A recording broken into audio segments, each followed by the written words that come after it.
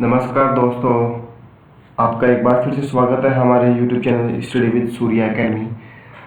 Dear, जैसे कि कल हमने एक वीडियो अपडेट किया था अपने इस चैनल पर और आपको उस वीडियो के माध्यम से हमने बताया था कि हम अपने इस ऑनलाइन प्लेटफॉर्म पर UP PCS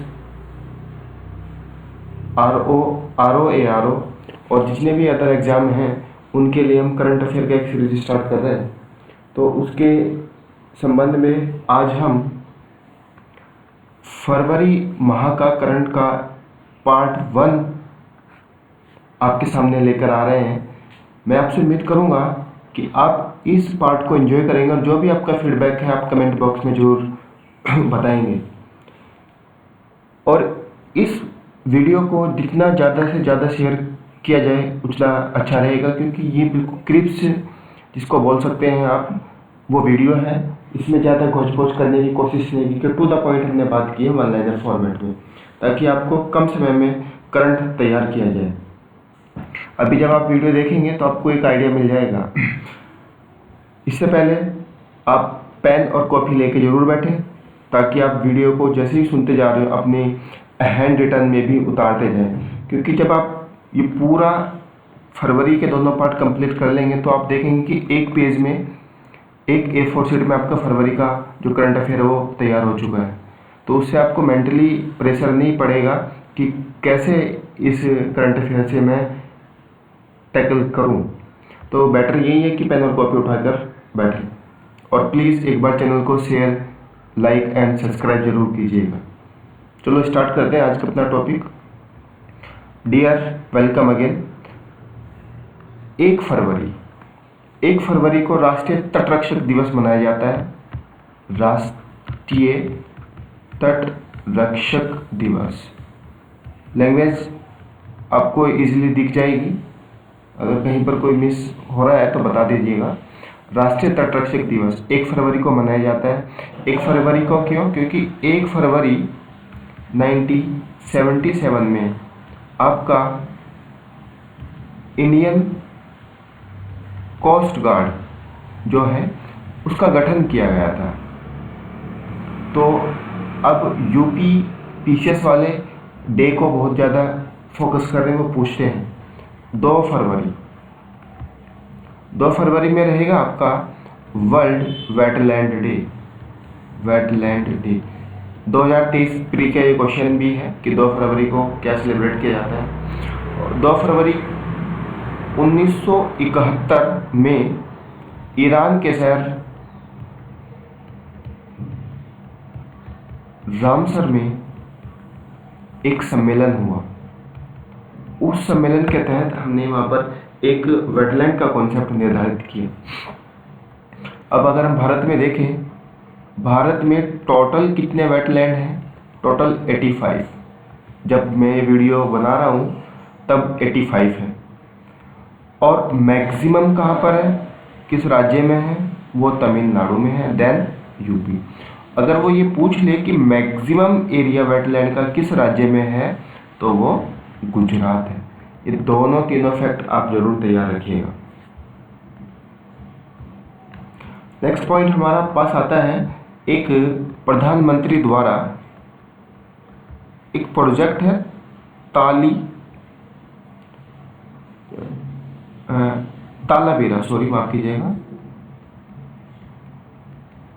Talabira thermal power project. इसका उद्घाटन किया गया है। तो पूछ सकता है कि ये कहाँ पर है, किस राज्य में है? तो उड़ीसा के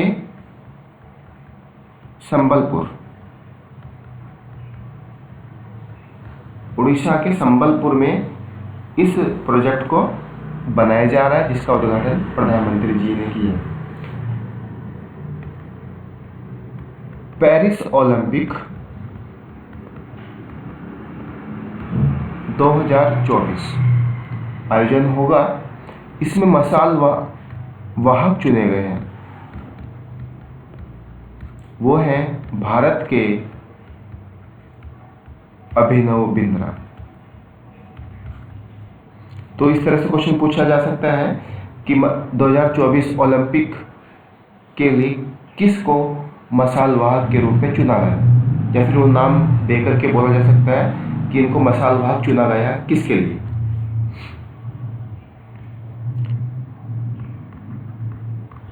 किसान एग्री शो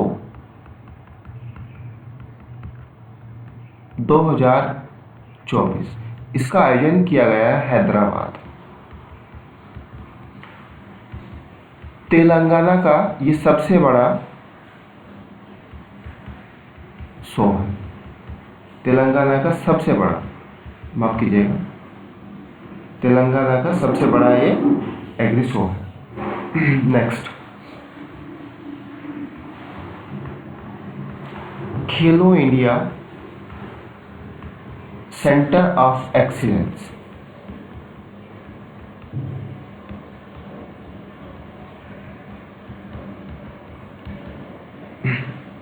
इसका उद्घाटन किया जा या मीन्स ये खोला जाएगा लद्दाख में।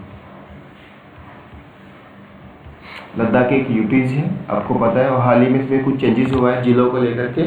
कमेंट बॉक्स में जरूर बताइएगा लद्दाख यूटीज में कितने जिले बन गए, पहले कितने थे, क्योंकि ये क्वेश्चन बन सकता है। नेक्स्ट है 37वां सूरजकुंड शिल्प मेला, ये कहाँ पर आयोजित किया गया है? 37वां शिल्प मेला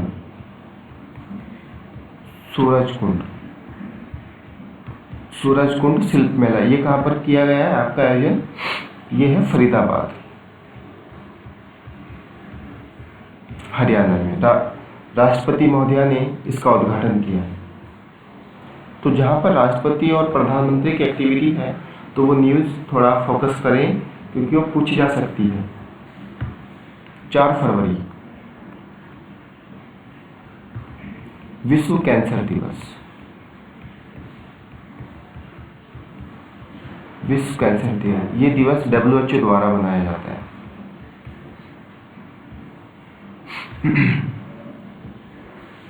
नेक्स्ट, भारत का पहला समुद्र तटीय स्टार्टअप उत्सव। अब भारत का पहला बोल रहा है तो प्रोबेबल क्वेश्चन बन सकता है। भारत का पहला समुद्र तटीय स्टार्टअप उत्सव,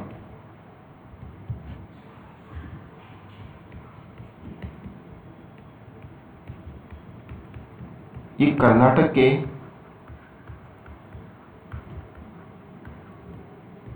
मैंगलोर में इसका आयोजन किया गया है। ये पहला है, ध्यान दीजिएगा। नेक्स्ट, 10 फरवरी को कौन सा दिवस मनाया जाता है? विश्व दलहन दिवस। विश्व दलहन दिवस। और दलहन के लिए 2016 में अंतर्राष्ट्रीय वर्ष भी घोषित किया हुआ है।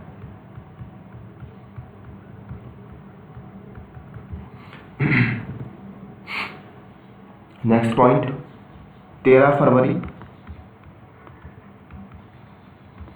फरवरी के अंदर में विश्व रेडियो दिवस,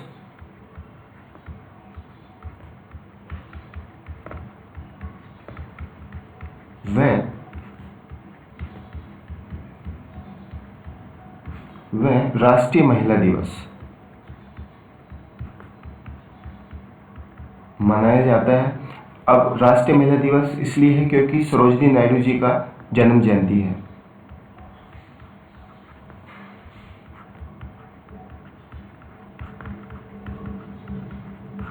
स्पीड इतनी भी तेज नहीं है कि आप नहीं लिख पा रहे होंगे। नेक्स्ट आप देखेंगे ग्रो पहल, ये क्वेश्चन बन सकता है। ग्रो पहल किसके द्वारा शुरू किया गया है? यह नीति आयोग द्वारा।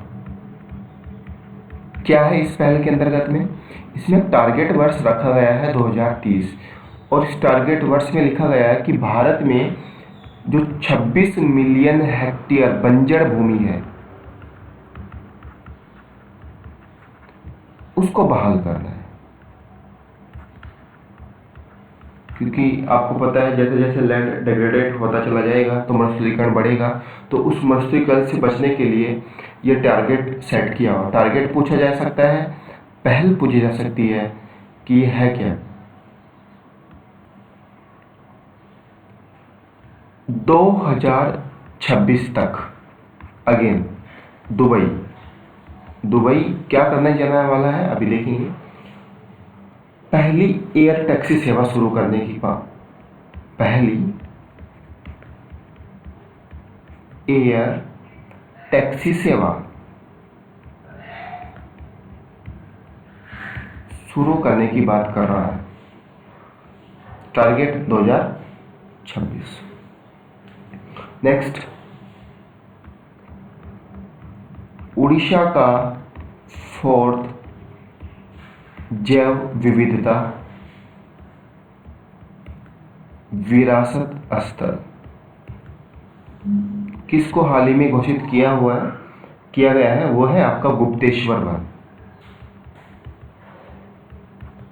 ये है कहां पर, ये आपका उड़ीसा के कोरापुट में है। ये क्वेश्चन स्टार मार्क कर लीजिएगा। नेक्स्ट, हाल ही में भारत रत्न दिया गया है 5 लोगों को, तो उनके नाम एक बार देख लीजिएगा। पहला है कर्पूरी ठाकुर,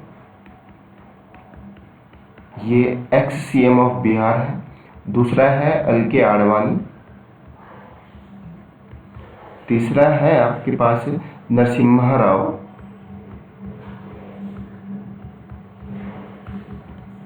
चौथे हैं हमारे पास चौधरी चरण Singh x PM। And the last is MS Swaminathan.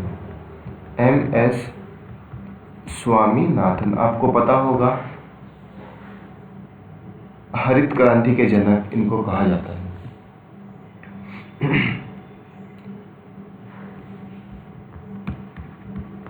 पहला ग्रीन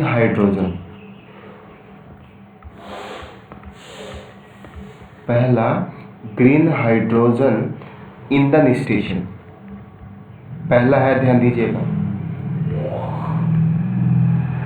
किसको घोषित किया गया है, कोच्चि।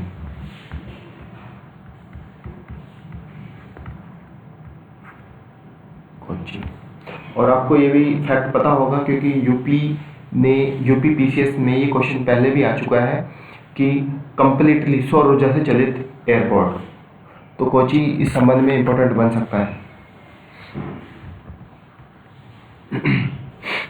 नेक्स्ट, PM सूर्यघर मुफ्त बिजली परियोजना। PM सूर्यघर मुफ्त बिजली परियोजना, इसमें क्या हो रहा है, भारत सरकार ने बोला है कि हम डायरेक्ट बेनिफिट ट्रांसफर देंगे 40% सब्सिडी के माध्यम से, और टारगेट है कि 300 यूनिट बिजली बचाई जाए, 1 करोड़ लोगों को इस स्कीम का लाभ देने की बात की गई है।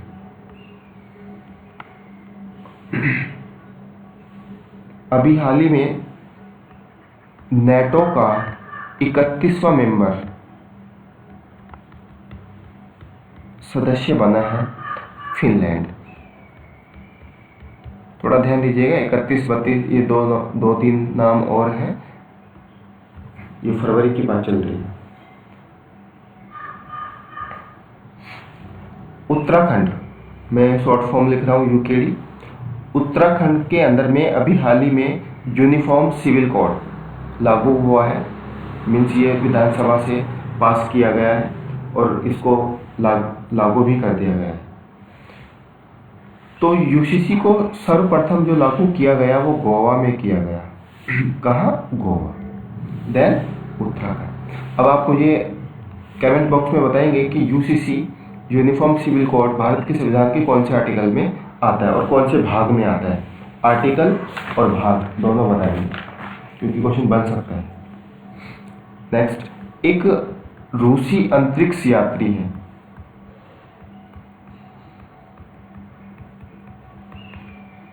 इन्होंने क्या किया है, 1000 प्लस समय, 1000 प्लस दिन,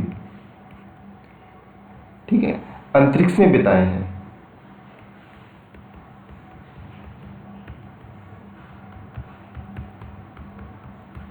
तो ये इनके पास एक रिकॉर्ड है, तो उनका नाम पूछा जा सकता है, क्या है, ओलेग कोनोनेको।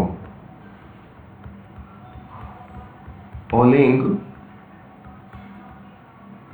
कोनोनेको, थोड़ा नाम याद रखेंगे, रूसी है, रूस के रहने वाले हैं। नेक्स्ट, हाल ही में फ्रांस में यूपीआई लॉन्च किया गया है और दुबई में रुपे कार्ड, ये थोड़ा ध्यान दीजिएगा। ये इसलिए किया गया है क्योंकि जो भारत का डिजिटलीकरण का जो सपना है वर्ल्ड वाइड, हम उसको फैलाएं। और फ्रांस के जो राष्ट्रपति हैं मैक्रो, वो 26 जनवरी के मुख्य अतिथि भी थे।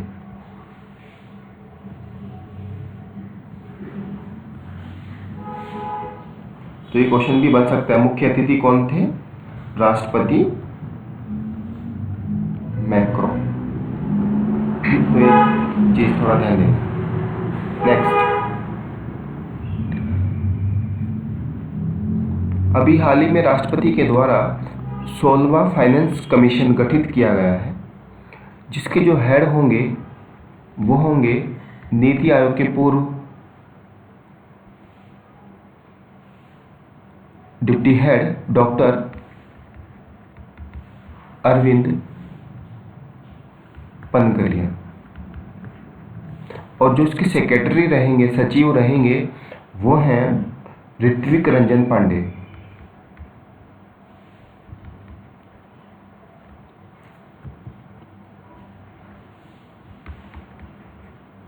ऋत्विक रंजन पांडे।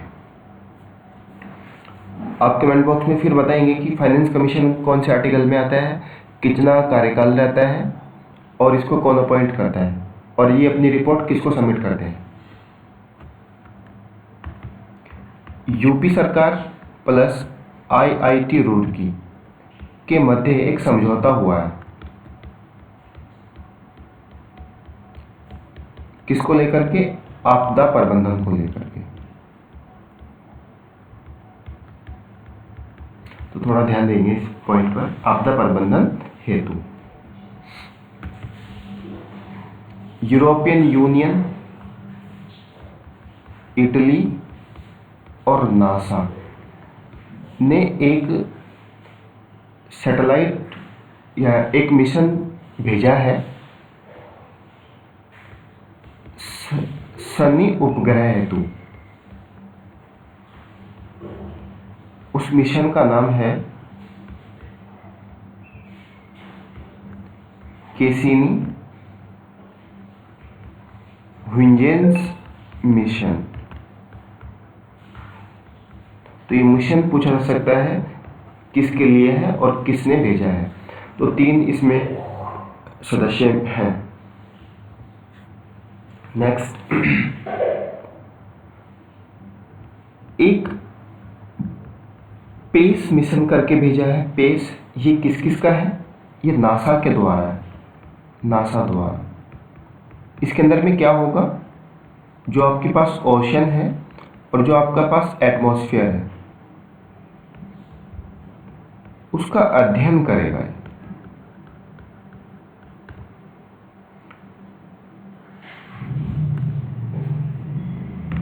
अभी हाल ही में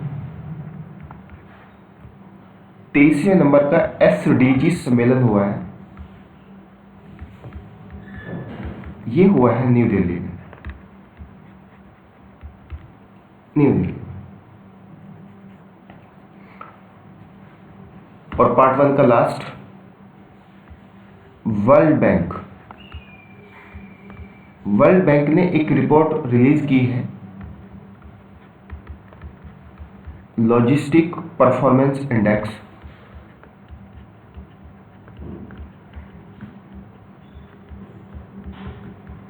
2023।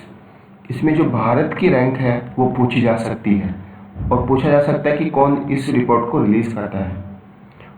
तो भारत की रैंक है 38 नंबर का है, रैंक पहुंची है भारत की टोटल 139 सदस्य में देश में से। तो 139 देशों में से 38वीं रैंक भारत की। तो पार्ट 1 फरवरी माह का जो करंट अफेयर है वो हमने आपको दिया है, इसको अच्छे से रिकॉल कीजिएगा एंड अगेन लिख कर, ताकि जब क्वेश्चन आपके सामने आए तो कुछ छूटे नहीं। आई होप वीडियो आपको अच्छी लगेगी और अपने दोस्तों में इसको ज़रूर शेयर कीजिएगा। मैं आपसे उम्मीद करता हूँ कि ये आपके परफॉर्मेंस को एनहांस करेगा और आपका अच्छा मार्क्स लाने की भी बहुत इसमें सहायता करेगा। बहुत बहुत धन्यवाद।